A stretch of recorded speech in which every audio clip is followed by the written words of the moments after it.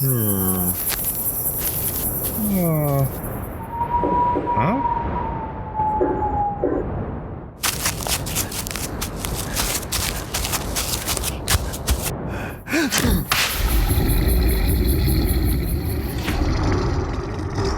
You're listening to Cryptid Clues, featuring your hosts, Taylor Field and Reuben Olson.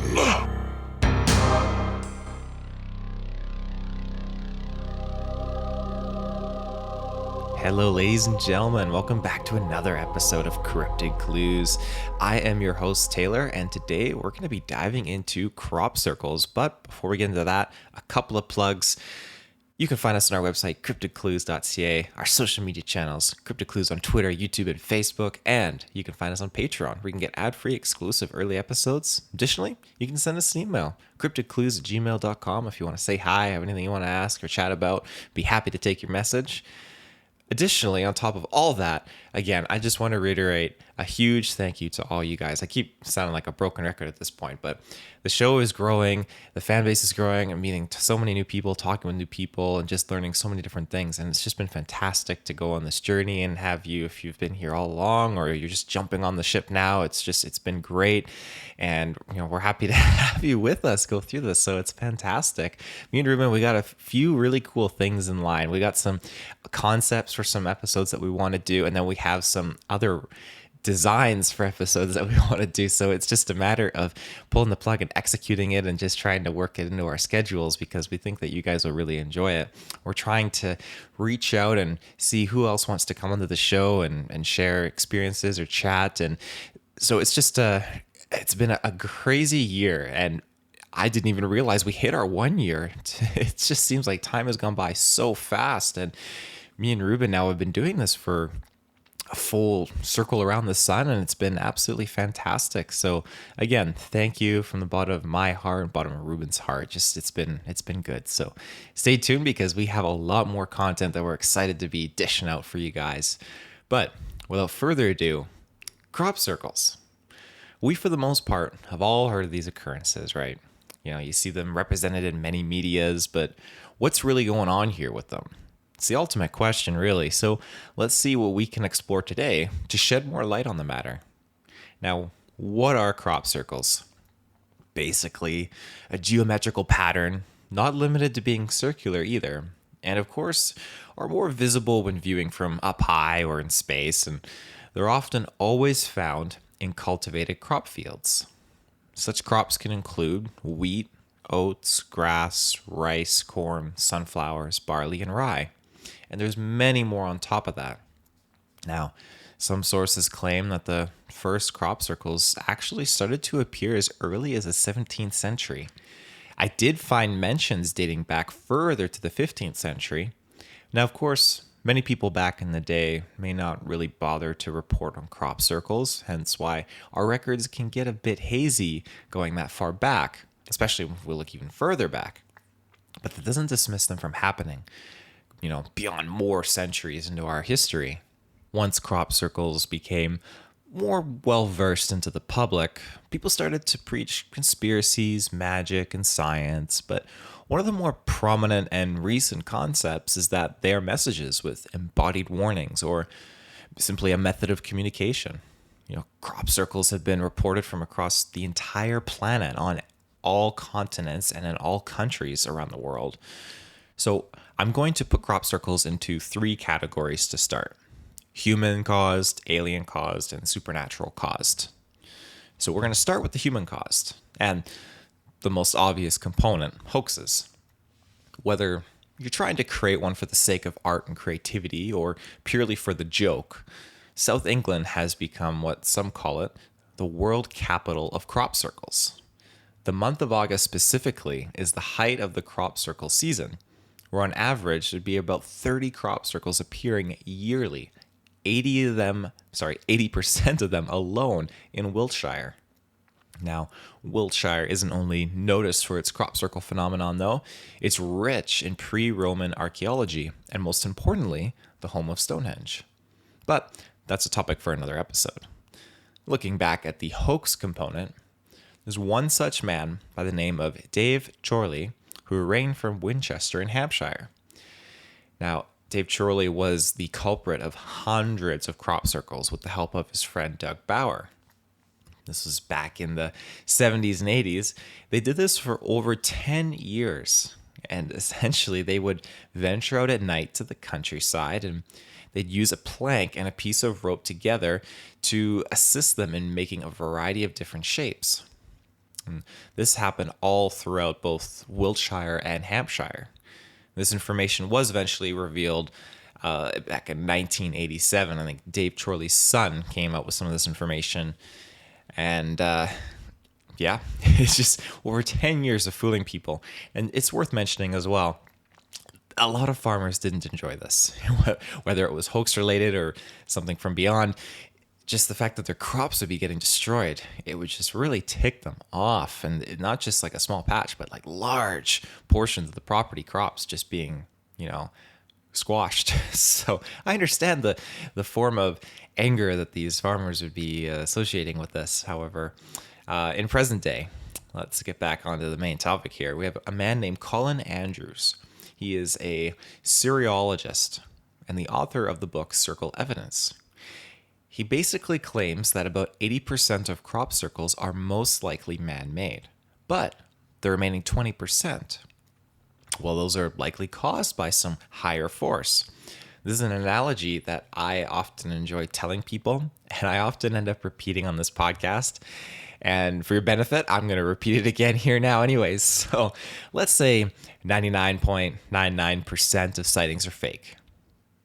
That's totally acceptable. There's so much mumbo jumbo out there, and you can't just drop a large portion. I mean, obviously, Colin Andrews dropped the 20%, and that's totally fair. He's much more well versed in as a cereologist.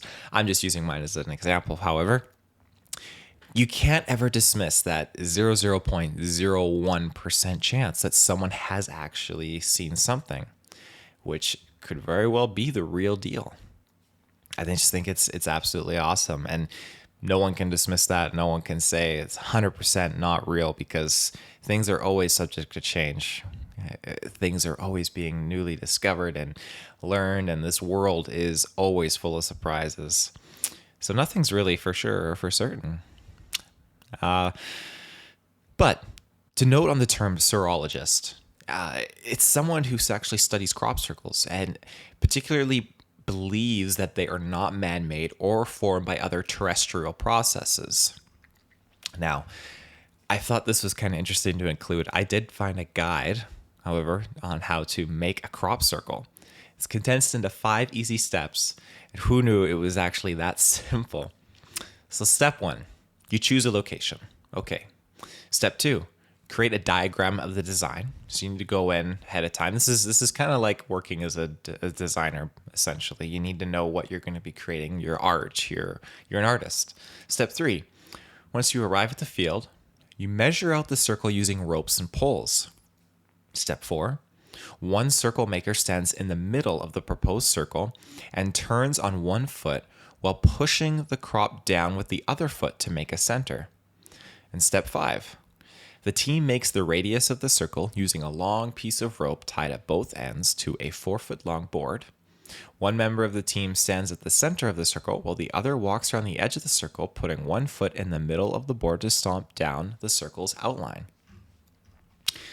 In 2004, National Geographic actually reached out to a team of circle makers to demonstrate in the daytime how this process works. This team consisted of John Lundberg, Rod Dickinson, and Will Russell. We could see that a crop circle could take them as little as 5 hours. That is insane. That's a lot faster than most paintings would take. This just takes a little bit of physical labor. But let's take a look at the crop circles that aren't hoaxes. When researchers approach these more unknown crop circle locations, they also have a set of steps they abide by. And I'll mention those steps right after we get back from this ad break. And we're back. So these steps are as follows: speaking to eyewitnesses, residents that live close by, examining the location and the weather where the circles formed, examining the affected crops and surrounding soil with X-ray machines and other composition detecting tools, taking electromagnetic energy readings inside and near the crop circles, and finally, analyzing the circle patterns, comparing them to hieroglyphics or other ancient symbols. That step is definitely my most favorite. I love corresponding different things together and seeing what matches. I love puzzles, and that just seems like a prime puzzle to just pick away at and look for the similarities, like spot the differences kind of a thing. But let's jump now more into the alien involvement. Exhibit A. The movie Signs. This film still terrifies me to this day, and I highly recommend it in case you haven't seen it. And I mention this movie as a point of reference, however, because with the amount of crop circles that are appearing in here, they used it as a form of communication. At least that's how I took it. It was a form of navigation, communication to basically plan and set up their mass worldwide coordinated attack. Now, moving on from that, we also know that cameras and even some car engines, along with a lot of other electronics, have all been subject to sometimes turning off and on by themselves within vicinities of crop circles. Cars would literally start up, cameras would just completely die. And pushing that a step further, we could almost ponder if crop circles are a creative procedure made to convey something. And again, not so much on the science aspect with themselves, but conveying or predicting something to us. Is it the result of advanced spacecraft exhaust? Let's say when it lands and then takes off afterwards. What sort of residual unknown energy is left behind that could maybe result in spectacular patterns such as a crop circle? These are all things that I was looking into and things that often I've thought about myself that I wanted to apply to this. According to the Australian Geographic, there was actually an event in Tully, Australia back in 1966 where a farmer reported seeing a flying saucer rise up from a swampy area and fly away. When the farmer went out to investigate the site, he found a nearly circular area, 32 feet long and 25 feet wide, where the grass was actually flattened in a clockwise curve to the swamp's water level within the circle. And the reeds themselves had actually been uprooted from the mud. Now, local law enforcement did come in and just concluded it was most likely caused by natural causes. And it's funny because this specific UFO crop circle encounter was actually one of the main inspirations for Doug Bauer and Dave Charley, who I mentioned earlier, to get into their whole hoax crop circle creation. Once the 1960s came along, UFO reports were appearing all over the place. We have another example where on August 8th in 1967, 3 circles were found in a field in Alberta, Canada, actually. The Department of National Defense deployed investigators to this site, but they concluded that it was artificial. However, they had no idea who made them or even how, for that matter. And it's worth noting, too, that many crop circles, at least in my opinion, look like planet alignments or even like a star map. It's something I like to think about. When you look at the crop circle that has almost like planets forming an alignment, you can't really get much from that. You can assume, and this is where people probably pull the hieroglyphics or the ancient symbols and try to make those comparisons. But I'm often wondering if there's certain parts of the sky that we just need to look at, and wouldn't that be something if it just matched? If it matched, that'd be so cool. And I'm sure some do, and some people have actually made that connection, actually, because I mean, you look at the stars, there's so many star map reflections created in structures in our history on Earth. It's quite fascinating. I do have to say, however, if crop circles are indeed a form of communication by extraterrestrials, then perhaps we should maybe be a little bit more calm and collected on our own hoax crop circles that we design and create. While they're amazing for us to behold and to see, extraterrestrials might wonder what nonsense we're trying to convey back to them, you could say. And moving on, though, from that, we have our other third possibility, the paranormal side, which I'm going to tie in with more of like an earthly realm component as well. Many paranormal researchers believe that balls of light are to blame for crop circles, that the patterns are so complex as to be controlled by something, which goes in line with speculation that the balls or orbs of light are actually piloted themselves. Some additionally believe that there is a holistic, godly approach to it, where there are warnings to stop us from global warming and human pollution, basically. I also found some notes of a mowing devil. This dates back to the 1600s. Basically, it was a tale of a mowing devil that began circulating in Hertfordshire, England. It claimed a menacing demon-like creature would venture out to flatten and burn farmers' crops. And there's even some old, I don't want to say artwork, paintings, but some old, I guess, a newspaper graphic, you could say, depicting this crop field and a devil creature like mowing it around. Now, I like the mental association you could attribute towards this with aliens and UFOs. I think that's fascinating. Just something burning the farmers' crops like a spaceship might do. But I digress. Crop circles are also especially significant among the New Age movement, with claims that extra-dimensional entities or gateways are connected to crop circles. New Age followers sometimes even gather at crop circle sites for meditation, believing the site allows them to better enable a connection and communication to the spirit world and spirits themselves. The locations as well of these crop circles are sometimes near ancient sites like Stonehenge, leading again to the spiritual belief in them all being connected. Then there's the idea of ley lines that are incorporated, and that only seems to amplify the spiritual paranormal component. Ley lines are basically straight alignments that can be drawn between various historical structures and landmarks. This is a concept that actually didn't exist until the early 20th century in Europe, where believers in the ley line concept actually argued that these alignments were recognized by ancient societies and therefore deliberately constructed all these ancient structures and landmarks along them, which again only adds to this heightened connection of sorts between everything that is formed. Now, I've realized in retrospect that there is a potential fourth explanation for crop circles, and that is the weather terrestrial variant. So, winds are probably the most scientific approach to crop circles, you could say. This claim is that crop circles are formed by small currents of swirling winds called vortices. I hope I'm saying that right, which are similar to dust devils. Basically, it forces a burst of air downwards to the ground as it's spinning in a column, and this results in the crops being flattened. Vortices themselves are very common in the more hilled areas like southern England. A doctor of the Tornado and Storm Research Organization in Wiltshire, England, by the name of Terence Meaden, actually claims that vortices that create crop circles are charged with energy, and he calls this the plasma vortex theory.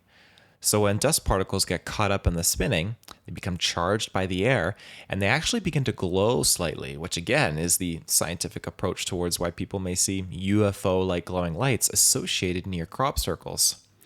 But that doesn't dismiss one ultimate question. How can a few seconds worth of spinning air create such an intricate and perfectly designed crop circle?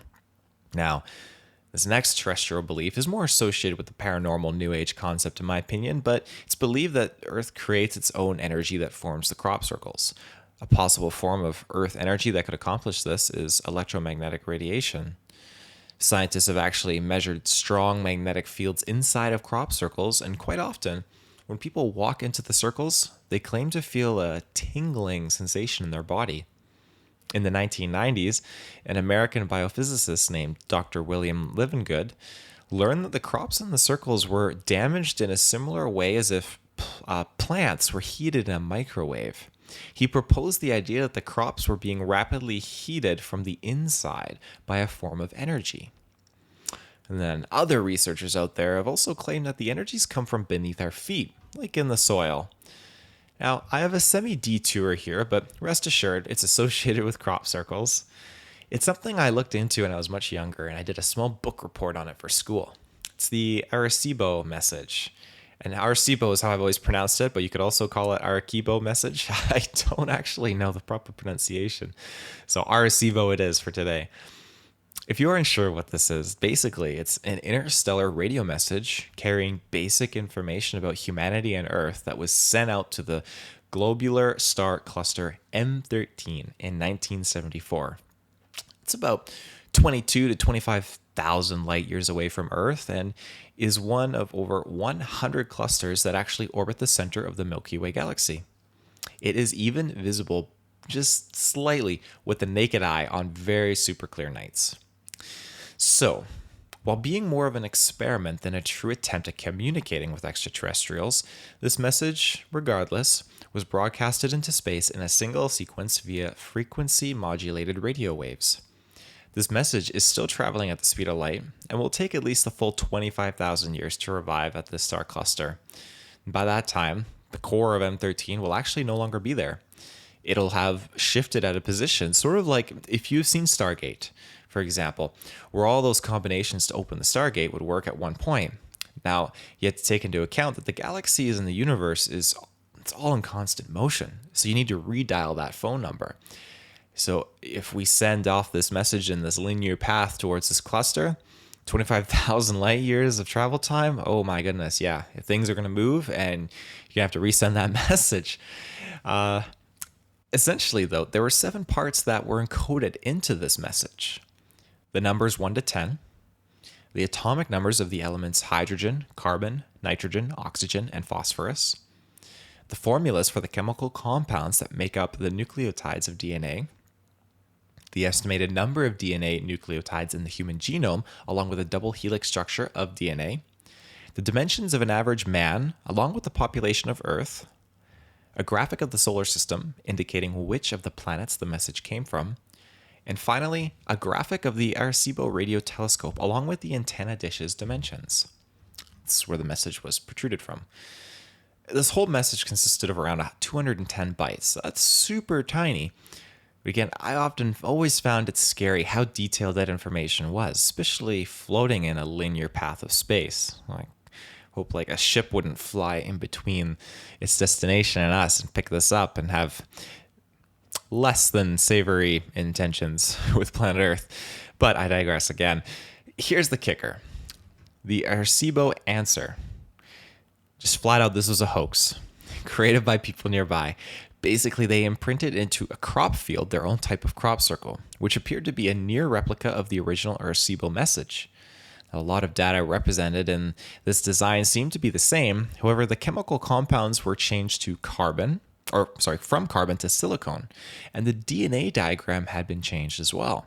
It also featured a structure of a short figure with a large head instead of the human figure that was represented in the initial message.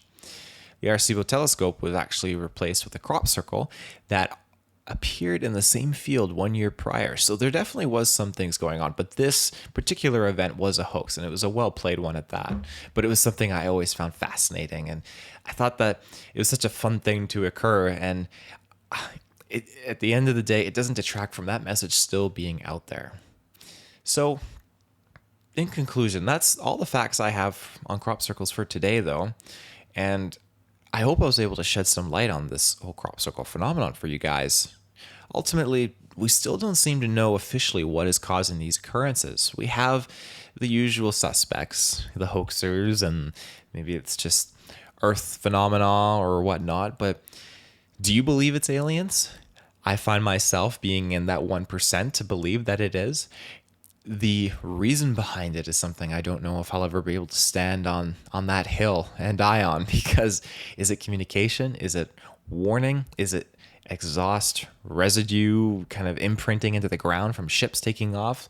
Or is it like a super dimensional gateway to open up for extraterrestrials, interdimensional entities? Like, it's just, the list goes on and on and on of what these things could really be. But the facts are, we know that when we go into some crop circles that aren't hoaxes, that have high vibrational frequencies, you experience things. You start to feel that tingling sensation.